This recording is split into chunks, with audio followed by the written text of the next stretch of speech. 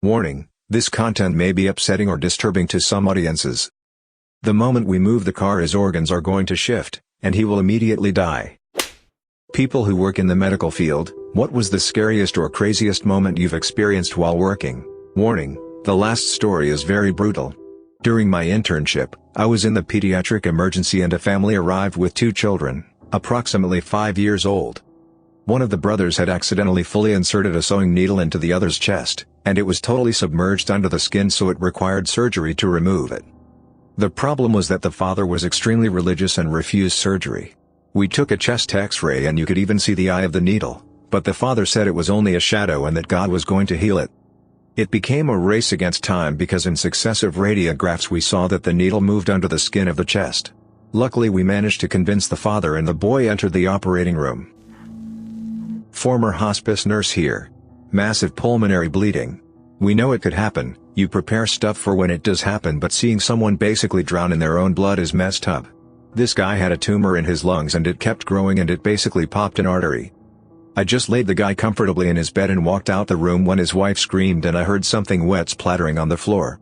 Ran back in there, saw what was happening, grabbed a stack of dark towels and knelt down next to his bed. Send his wife out of that room.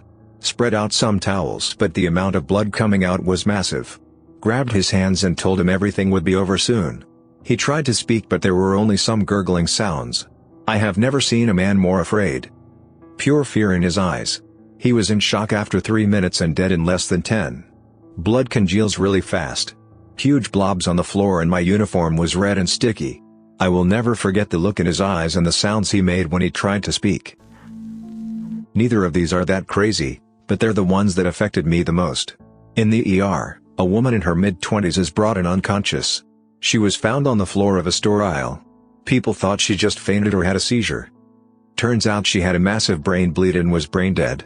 A healthy woman just enjoying her day will never wake up, and that can happen to anyone anytime. The brother was in shock seeing his sister was breathing but gone forever. Second one. A man brought his wife to the hospital because she was acting confused. They've been married 40 or so years. Turns out she had cancer all over her body. Stage 4. Biggest problem was the brain. He asked what we could do for her. The drive had to tell him that his wife would die in about a week. There was nothing to do but make her comfortable. Watching him realize that his entire world is vanishing in 7 to 10 days was terrifying. Then we had to go in the room and tell the woman that she was dying. I don't know if anyone can fully accept that they're going to die in 1 week. I am an emergency department nurse and we regularly see blood, gore, and death. You have to become accustomed to it pretty quickly or you will not last long in the profession. The one thing I cannot get used to is the child abuse. Not infrequently we get infants who end up dying because of some horrific neglect or abuse. People will walk in a blue, not breathing baby and say things like, "He isn't acting right." You hope it is due to abysmally low health literacy, but oftentimes it is just terrible neglect. The scariest stuff isn't the gore or death, but the angry and aggressive drug addicts. They look like zombies and they have nothing to lose. Most of the time it is just threats like, "I will wait for you to get off and then beat you up," or "I will find you and murder your family." Honestly, I have had numerous individuals tell me this. Sometimes they get violent and come at you swinging, biting, and spitting, and the only thing between you and them is some tiny waif of a security guard making $12 an hour. It can get pretty gnarly. Nurses, who are just trying to help and can do very little to defend themselves, are regularly punched and kicked. We mostly just laugh about it and chalk it up to the nature of the emergency department. Okay, so, full disclosure, I'm a clerk. Yes, a simply desk jockey. That being said, I see everybody first. Every patient who enters our office, they first come to me. There was one girl being seen in one of our facilities that would stop by and chat me up from time to time. We just saw a lot of each other in passing, with me working there and with her being a regular patient. Her name? Don't know it. Reason she came in? No idea. So we're just chat buddies. Months go by. We kinda click, joke around more. Real funny girl, bright. Smiled a lot. One day she walks in, shaking. Eyes bugged out. A woman is standing behind her, obviously concerned. The girl asks me to come out from my desk so she can talk to me. She's shivering. Looks like she's not slept in days, but is wearing pajamas, disheveled hair. Sunken eyes. Classico no appearance. Obviously I oblige and go stand next to her. She turns to look at the woman behind her, turns back to me, leans in. She says, "They're after me. They're going to take me away. That woman is trying to get me to take these pills. I need to see my doctor now." She understands. Turns out she was one of the outside patients, suffered a complete meltdown. Stopped taking her medication. After I walked her up, I went to talk to the woman. She was crying. It was her mom. Horrifying to see what can happen to people. I mean, I'm no stranger, I have my problems, but I expect it of myself. To see this seemingly chipper girl do a complete 360 was scary as hell. Just remember, you never know. You never know what someone is carrying inside of them. So, be kind. As much as you can. My econ teacher used to be a firefighter and he told us a really sad story about a crash. They ended up getting a call about somebody who rolled their car on the freeway. When they arrived, their captain pulled them aside after assessing the damage and said, "Listen, he's pinned under that car and is split down the middle. The moment we move the car his organs are going to shift and he will immediately die." They walked up to the guy and asked him, "Do you have any family you'd like to say goodbye to?" Everybody was crying as he told his wife and children goodbye for the last time. I am studying to be a paramedic in South Africa. While we study we work on ambulances and in hospitals etc. The first time I went into a red zone, area of high gang presence or previous known attacks on service personnel and vehicles that requires us to take a police van in with us. I didn't really think much of it. Then my elderly gentleman patient and his lady friend get in. He requires assistance walking but she, the classic hunched over lady with enormous bag, climbs in and sits down with a smile. Just as she gets comfortable, with her bag on her lap, she looks up at me, smiles and says very calmly and as a matter of fact, "We should go quickly, they might shoot us." I have seen other violence, what gang shootings look like and people with a lot of physical trauma, attacks etc., but this was the scariest to me. Just the acceptance of it, as the police force in some areas like immensely and there's not much anyone can do. I don't want anyone to live like that. Not me, but my mom was a volunteer firefighter and first responder for many years while I was growing up. Craziest and scariest story she ever told me was what I call the mashed potato baby story. Fair warning, it's really messed up and sad. She still has nightmares from this. Not for the faint of heart. Here we go. This happened in my early years of high school, so mid-2000s. My mom would get calls in the middle of the night on her radio. She didn't always go to them, because she was also a paraprofessional at my school and worked the substitute para line before getting ready in the morning. So she would frequently be awake and checking messages around 5 a.m. Any call that was coded child or infant not breathing, though, had her flying out the door. Those were the ones she made sure to go to. It was the middle of the night, and her radio goes off. Beeping and chirping like nuts. Code comes out infant not breathing, address is only a couple miles from our house in Bum, Egypt, across the street from a nearby lake. Dispatch doesn't always give details on calls, notably if there are kids. Mom flies out of bed to get dressed and out the door. I didn't ride along this time, even though I was awake and offered. I'm thankful I didn't. She arrives at this house. I remember passing it on the school bus and wondering who lived there, because it had a really cool, handmade gate with old wheel spokes, really old metal ones that looked like wagon wheels. It also had a metal chain link fence about 6 feet tall, and a guard dog. Everybody is standing at the gate. This dog is growing and barking and very clearly not happy with visitors. Mom is getting agitated because nobody would move, and hears this call about a baby, and finally she volunteers to go over the fence. The sheriff runs over to the neighbors, manages to get someone awake and get a piece of meat, comes back, and throws it over the fence in another part of the yard to distract it. All 5 feet 3 inches of my mother scales this fence and books it like mad to the house with the deputy behind her to keep her safe. There was blood everywhere. On the walls, on the floor, on the man in the middle of the room, on a small bundle of blankets by his feet. Deputy took care of the man. I don't rightfully know how, Mom doesn't remember. She says she had hyper focus on that bundle. Mom dropped at the blanket and slowly pulled it away. Legit, if you get squeamish or whatever, stop now. I'm gonna tell you what happened in the house leading up to the call. A young couple was renting the house. They had just had a baby together. They were also cooking meth there. The mother had run to Walmart in town to get supplies, and left the father home with the baby. The baby started crying, as they do. The dad was strung out as fuck and was getting angrier and angrier at this little newborn baby crying and couldn't shut it up.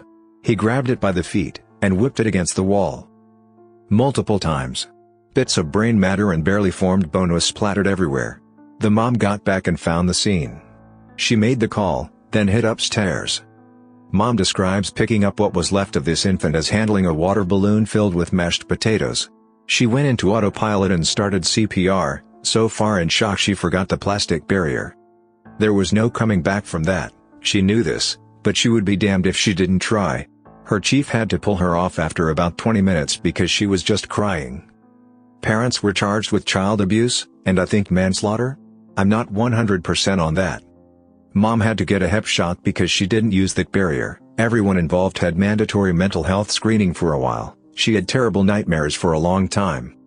Like I said, she still gets them, though they're very infrequent now.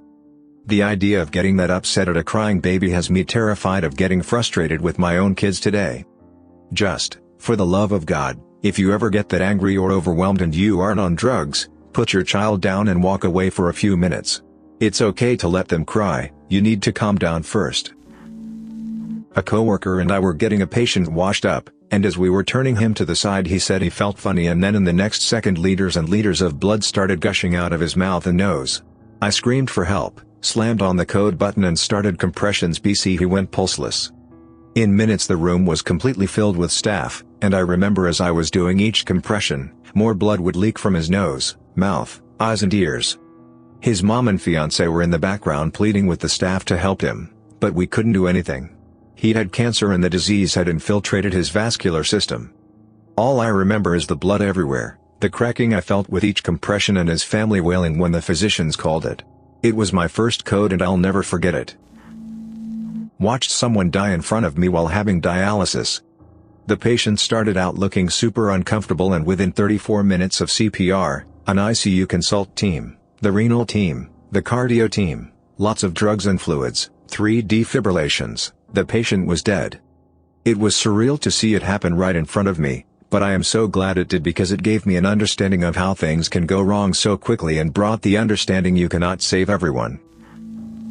I was in the emergency department when suddenly this ambulance brought in a patient with a huge white cloth with bloodstains on it, big oh no sign going up in my head.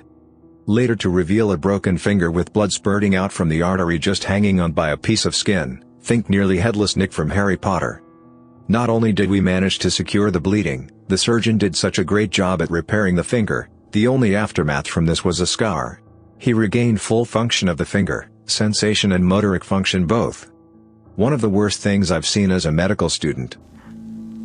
A patient was having essentially last resort surgery on a tumor, 50-50 chance of making it. We have a special OR that is huge that they put these kind of cases in. I don't exactly what happened, but the patient started bleeding and they couldn't get it stopped.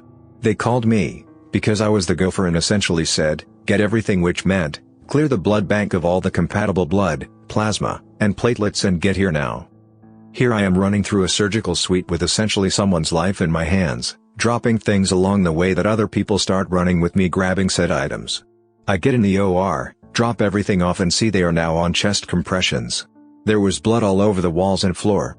I witnessed a patient die that day. I was pretty scarred from that and I never went in that OR again. The CRNA was absolutely destroyed over it and he left shortly after, even though it wasn't his fault, it was just a bad situation in that patient's time. I was a brand new paramedic, had been out of medic school for a month and just finished a couple of field training shifts and was set free on my own with a brand new EMT partner. We get called around 8 a.m. for a pediatric cardiac arrest. It was my first pediatric code and my partner's first code ever. We show up on scene and find an unresponsive 6-week-old baby, not breathing and pulseless. Family states the baby was crying a bunch last night and they haven't been getting much sleep. Mom and dad smoked some weed and put baby in between them in bed. Sometime during the night the baby got wrapped up in the blankets and suffocated. They woke up the next morning and found him dead. Family is going crazy and it's hard to show up and not do anything even if you know there's nothing that is going to change the outcome. So I start CPR and ask my partner to start getting stuff we need. He is just standing there frozen staring at this kid because he has a child around the same age.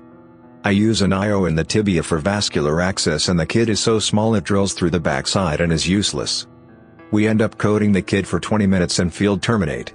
Deliver the news to mom, who is unable to say anything but scream. Dad takes off running down the street screaming and collapses 2 blocks later crying. I don't exactly remember when this one happened. I want to say it was later in my high school career, so maybe 2006 to 2007? I think this one was in the summer. Mom was up playing Spider Solitaire on the computer when her radio went off. She was having trouble sleeping, and went out to the porch to have a cigarette and play her game. Code was infant not breathing. I woke up to her getting dressed as the dispatch was sending the address. My room was a wall away from my parents. I didn't bother getting out of bed. I remember the door to the garage slamming, and hearing her peel out of the dirt driveway. When she arrived at the house, she was the first one there. The mother was at the door, all kinds of panicked, trying to tell her what happened.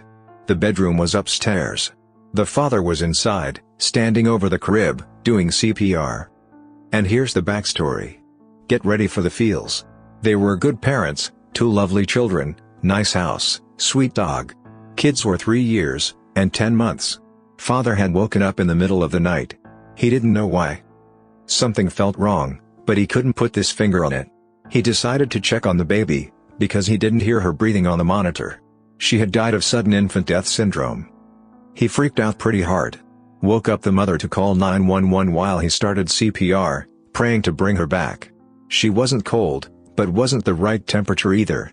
They didn't know when she stopped breathing. Mom pushed him aside and started CPR herself with the plastic barrier. After a couple compressions, she noticed something felt off under her hands. Still doing compressions, she asked the father what exactly he did. He explained and showed her how he performed CPR. He used his full hands. You don't use your full hands on infants or children. He blew the baby's heart. Mom still tried, but there was nothing anybody could do. She worked on that baby for nearly an hour, praying desperately for her to wake up. Of course, she never did.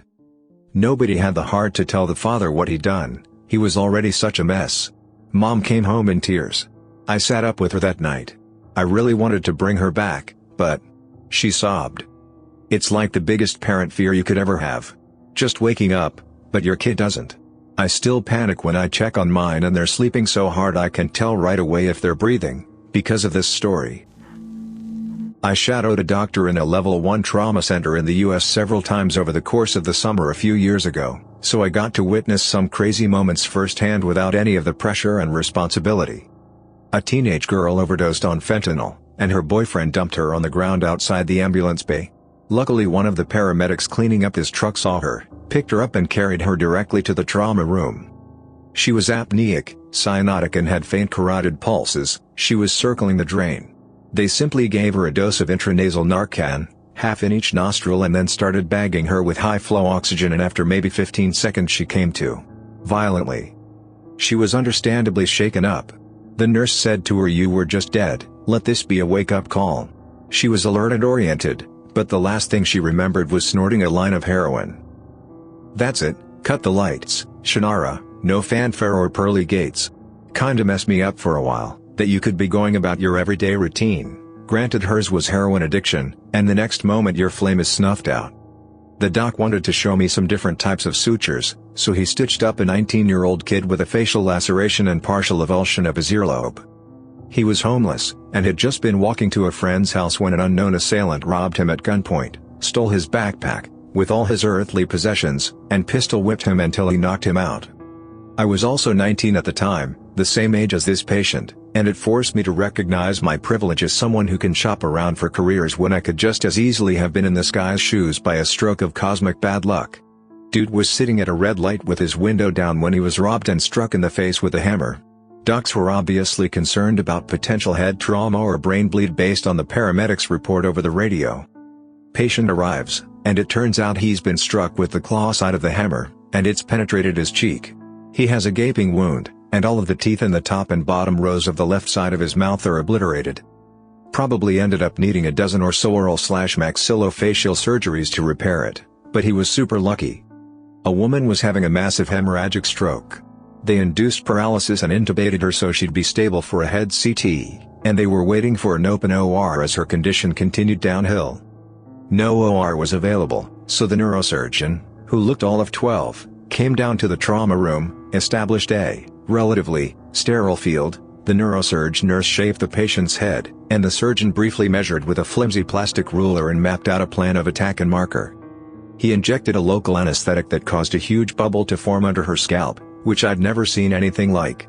Then, he drilled into her skull, and when he reached the ventricle, blood gushed out of the small hole he had created.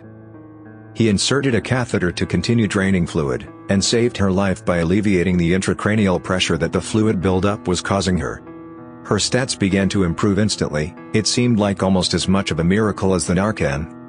I don't know how the woman fared, and I realized that this is one of the downsides to emergency medicine. You don't really get to wonder what happens to a patient down the road after you intervene. Once they're stable, they're off to a specialist who's better equipped to observe and treat them for the long haul, and there are always more incoming patients who need your help. Was working in psych. I was the director of recreation therapy for the entire hospital. My office was off one of the wings, at the bottom of it near a day room that was hardly used. It was the geriatric unit. One day I walk out of my office for lunch, and a family is having a meeting with the social worker on that unit. As I am walking up to the front day room and exit for the unit, I start to smell the unmistakable smell of human feces.